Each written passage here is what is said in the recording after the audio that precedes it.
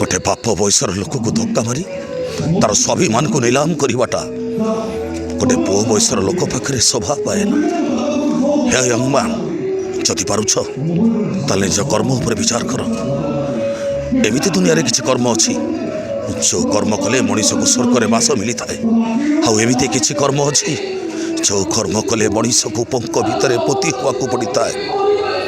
मन रख young man जदि पारुछ ताले तुम जीवन भितर तुम पाप माँ को खोजा चेष्टा कर तापर जाई अनुभव करि परिबो जीवनर माने कौन जीवनर लक्ष्य कौन हाउ जीवन कौन।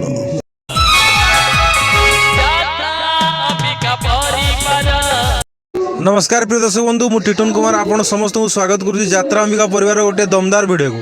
बर्तमान आम केन्दुझर जोटी मंचस्थ करुच्ची यात्रा सम्राट तुलसी नाट्य कैंप अच्छु।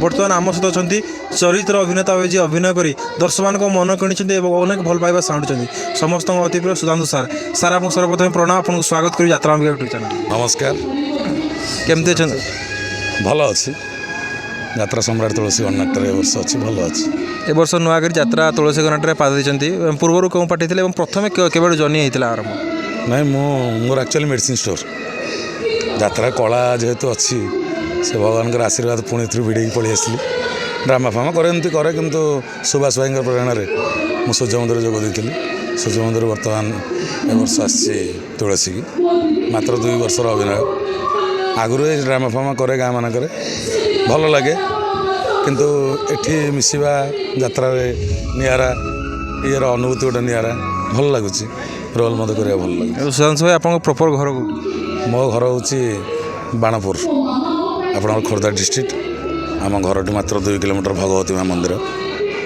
एपटे चिलिका 3 किलोमीटर भल भल एरिया। यात्रा पूर्व कौन करते यात्रा पूर्व मोर मेडिसिन स्टोर औषध बेपार करे जेहेतु से लाइन को मुझे कि कौन है मन गोटे विभ्रांतकर परिस्थिति सृष्टि है भितर पशि आस बर्तमान अलरेडी आप ट्राक चेंज कर यात्रा बर्तमान सियोर ट्राक चेंज कर देछि 2 वर्ष भी आसी भल लगुच तो चली असुविधा नहीं। मेडिसिन छाड़ी बर्तमान यात्रा को आसी प्रथम आसिले घरे कौन निहाती निहाती भाव में बापा माँ समस्ते मो स्त्री सब मन खराब कले कले ये सब धंदा छाड़ी राति अनिद्रा है मुझे बहुत चेष्टा कली कथटा को भाविली सब कली तत्पर मतलब भाविकी मत कि अनुप्रेरणा नहीं पारी किंतु पर परिस्थिति रे मो मन डाकिला आसिक पहुँची गली यात्रा चली काटू प्रेरणा पाई आप आगे बढ़े क्या प्रेरणा पाइले मत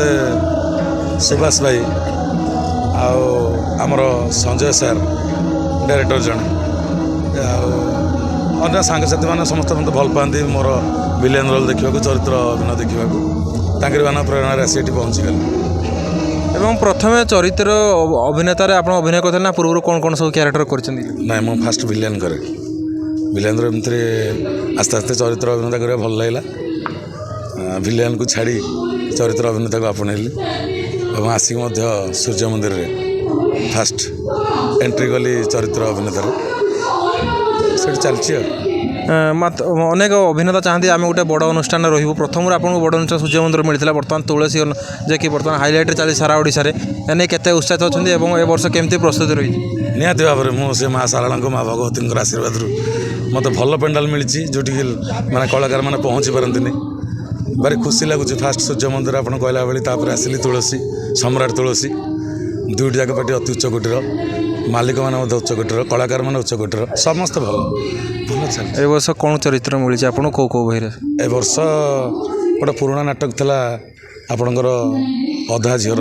अधा रातिर साथी अधा रातिर साथी गोटे क्यारेक्टर छोटियाटे मिली पुराणा बही एवं ए वर्ष तू हस तू मौलुअरे गोटे भल जस्ट गोटे जज क्यारेक्टर जोटा भी भल क्यारेक्टर गोटे भल सीन अच्छे भल लगे करने यात्रा नहीं कौन स्वप्न रही यात्रार कौन स्वप्न आज्ञा आसছে तो कलाकार से माँ का आशीर्वाद देखा जाऊ से केत बार नौ स्वप्न देखले किसी करें आज्ञा ताको फुलफिल करने को हेल्ले आशीर्वाद दरकार प्रभुंर जय जगन्नाथ। सर आपको जो चरित्र मिली वर्ष चरित्र गोटे दमदार संलाप दर्शक मान शुणाइबे।